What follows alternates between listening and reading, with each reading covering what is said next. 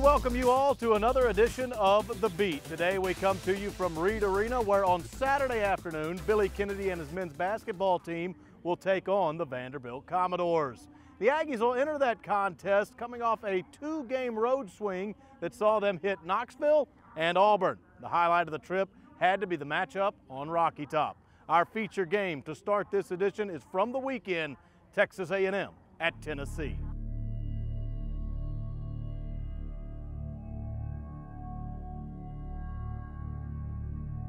What the Aggies are facing is 4 out of the next 5 are on the road.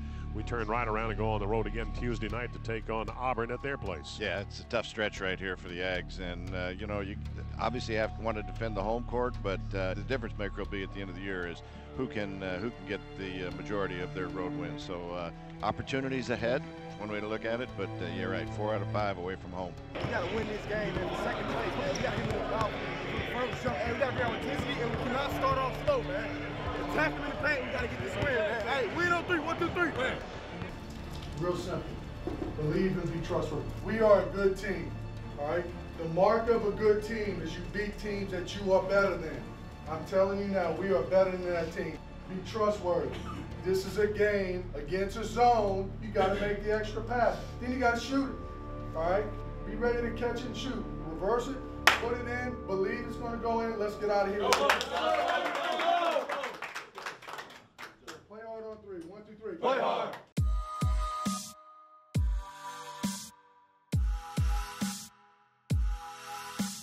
Reese will jump here against our Jalen Jones. Ball's in the air, and it goes to Tennessee. Bounce pass to Caruso, going to shoot, soft jumper is good. The Aggies tie the game now at 2. Texas A&M works the ball, and a jumper at the free throw line is good. Nice. Making that one Jalen Jones. Here's Peyton Allen, put his man in the air. Now he's open for a 3, shoots it, and he makes it. It's a 2, was not a 3. He had to step across the line to shoot that one. There's a wide open bounce pass. That went from Allen on a long pass to the other end of the floor, and then wide open for a slam that time was Trevario Miller to the sideline. Here's a 3. Did we make it? We did. That's a 3, and that's good, and that's by Daniel House. And the Aggies now have a 19-11. Got ourselves, what, an 8-point lead right there.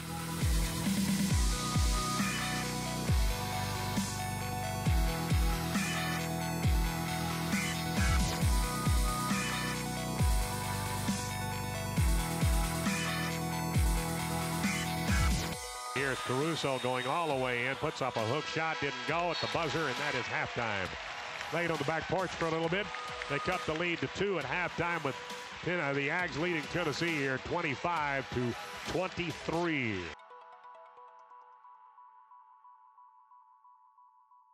Hey, focus in. We need this win. 20 more minutes. It's going to take everybody. Work together. Together on 3. 1, 2, 3. Together.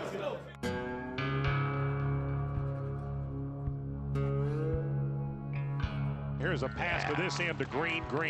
First assist of the ball game, Mike, for Caruso. They're driving inside. There's a slap at the ball, and a block from the backside by A&M. Who got the block? Jordan. High post, other side to Caruso. Shoots a 3. Made it, bottom of the net. Caruso at the 17:57 mark. It's 30-23. It's Texas A&M now by 7 to start the second half over Tennessee. House has a open path to the basket. He gets a layup going in here from the left side. Nobody was there, and now they will call a timeout. Went to Jones for a moment, back to Jones. Free throw line jumper is good. He made it. We go inside here, and a reverse layup put up and good by Jones, and Jones can't understand why he didn't get a call. Go back here to Jordan Green, goes to Caruso. Did he put it up? He hit it, and it's a 3. Caruso. We go inside, and the layup's no good. Followed by Morales, and he slammed it.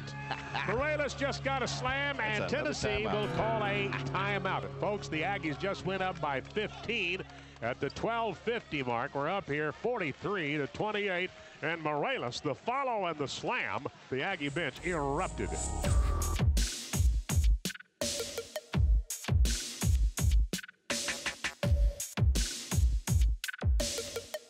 Pass here to House. House comes this side to Jordan Green. Bang. Jordan slammed it good.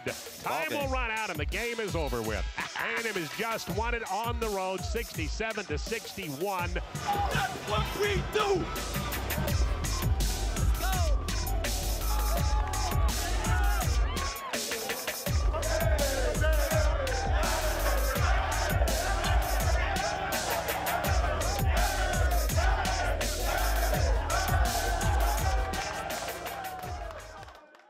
Later on this edition of The Beat, we'll sit down with men's basketball assistant coach Rick Stansberry, who for 13 years was the head coach at Mississippi State. He knows the league and this Saturday's opponent, and he'll have a quick take on the Commodores.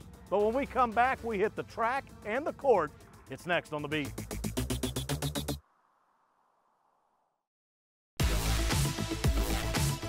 The Beat is presented by AT&T, building you a better network. Dion Lindor is one of the newest members of the elite class that has come from Texas A&M track and field. In 2012, he won a bronze medal at the London Olympics in the 4x400 relay for his home country, Trinidad and Tobago. In December of 14, he was awarded the Bowerman, which is essentially collegiate track's version of the Heisman Trophy. But that's all in the past. This is a new year. And on Saturday, Lindor made his 2015 debut on the track at the Texas A&M Quadrangular. So with the opening of this envelope, we come to the conclusion of another Bowerman, quarter miler, Dion Lindor. And Greg Bryn in fourth place, passed out of the medals, just behind Dion Lindor of Trinidad and Tobago. But that was a fantastic last leg. He's now to be joined by our Bowerman Award winner, national champion, Olympic medalist, Dion Lindor. Too many accolades to be on this show, Will. I think he's got too much going. Going over there to the award function and, meeting all those other great athletes, it was one of the best award functions I've ever been to. While I was there giving my speech and talking about my season, how everything went for me, only thing on my mind was, I hope I win.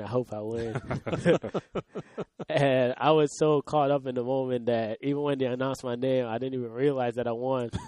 Because he actually opened the envelope and he said it was a quarter miler. And I was the only quarter miler there. But I didn't actually realize until he said my name. You have really fallen into everything that is Texas A&M. You love this school. You love being an Aggie. Just talk about what that means to you to be able to throw on that shirt every day.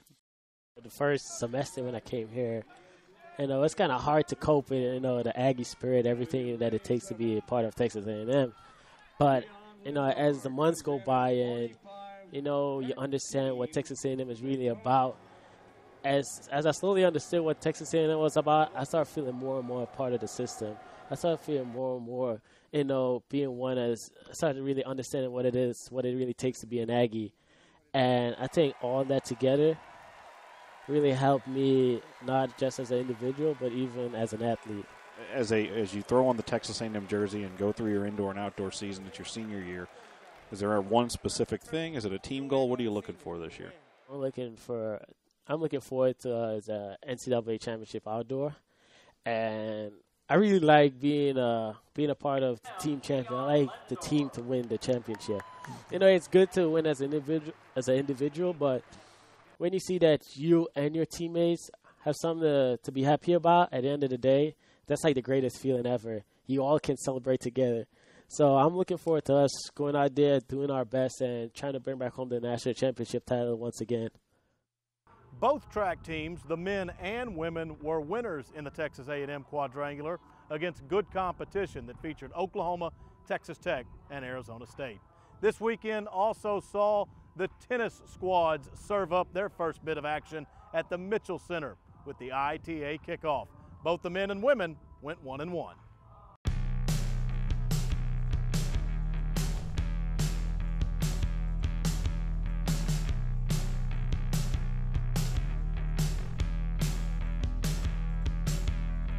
And I feel like that our guys are, just going to have to step up and play a little bit better. And I know they'll be disappointed because we're not going to get to go to the indoor. But, we've got a lot of tennis ahead, a lot to play for, and we'll get a chance to work with these guys and help them kind of through this transition of, somewhat junior tennis to now, playing these college matches.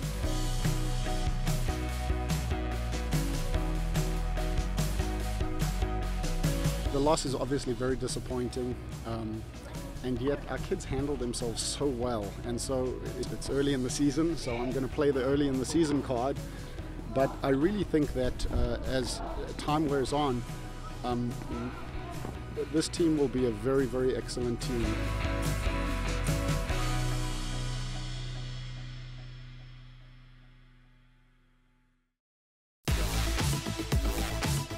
This segment of The Beat is brought to you by Bud Light, the perfect beer when you're up for whatever.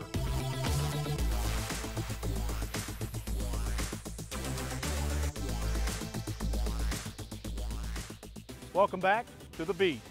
Gary Blair and his women's basketball team, currently ranked 12th, had a monumental task on Monday night. They were on the road in Columbia at number 1, South Carolina.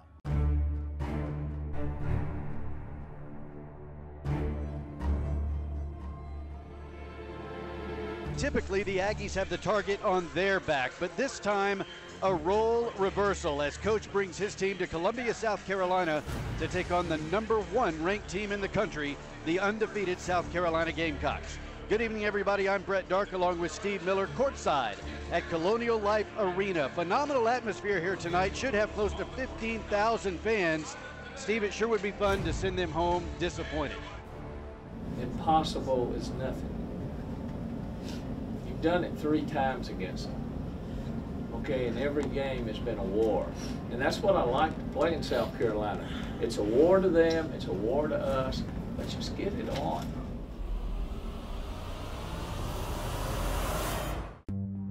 Here we go, Decander about to toss it up. Kyla Hillsman will jump center for the Aggies, and we are underway. Texas A&M versus number 1 South Carolina, and Kyla wins the tip. Rachel with a pull-up jumper from 8 feet, good.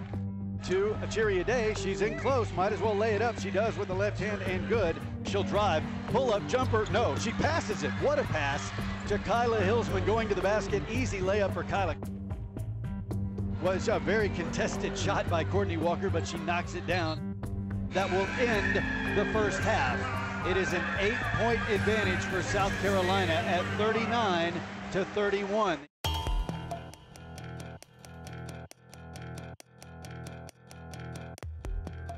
Jones pull-up jumper from the free throw line is good. Will this one do it? Yes, Jordan Jones pull-up 3. It's Courtney Walker with the ball right here in front of us. Her pull-up jumper from 12 feet is good.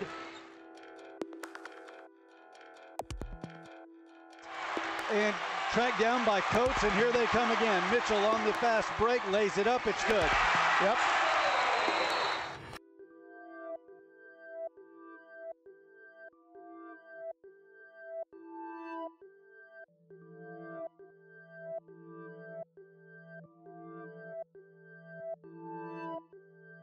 That is your final score, 79-61, South Carolina over Texas A&M.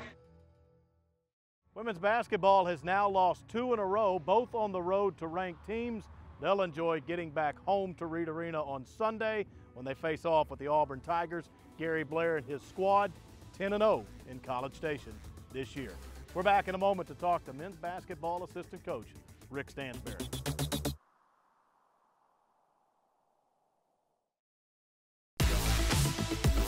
This segment of The Beat is brought to you by Pepsi. Now is what we make it. Grab a Pepsi and some friends and get out there and live it. It's time to live for now.